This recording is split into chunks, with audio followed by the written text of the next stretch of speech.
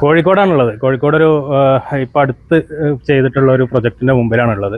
നമ്മൾ ഇത് മെഷർമെന്റ് ചെയ്യാൻ വേണ്ടിയിട്ട് നമ്മൾ വന്നിട്ടുണ്ടായിരുന്നു. അപ്പോൾ ആ സമയത്ത് ഇവിടെ ഒരു കൺജസ്റ്റഡ് ഏരിയയാണ് നമുക്ക് കാണിച്ചു തന്നിട്ടുള്ളത്. എന്നിട്ട് ഇവിടെ പരിപൂർണമായിട്ട് യൂസ് ചെയ്യാൻ പറ്റുന്ന രൂപത്തിലൊരു കാർ പോർച്ച്, അതായിരുന്നു കസ്റ്റമറുടെ ആവശ്യം.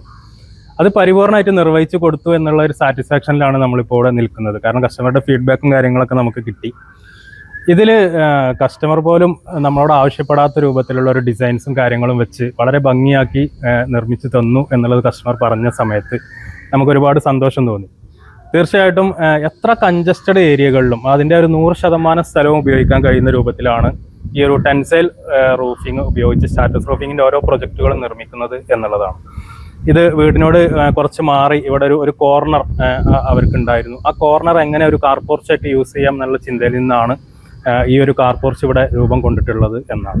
ഡബിൾ പില്ലറാണ് കസ്റ്റമർക്ക് താല്പര്യം എന്നുള്ളത് കൊണ്ട് തന്നെ സിംഗിൾ പില്ലറിൽ നിൽക്കാം എന്നുള്ളത് കൊണ്ട് നിൽക്കുന്ന ഒരു പോർച്ചായിട്ട് കൂടി 2 പില്ലറിലേക്ക് മാറ്റി അതൊന്നുകൂടി ഡിസൈൻ ആ രൂപത്തിലേക്ക് ചെയ്തുകൊണ്ടാണ് ഈ ഒരു കാർ പോർച്ച് ഇവിടെ നമ്മൾ നിർമ്മിച്ചിട്ടുള്ളത്.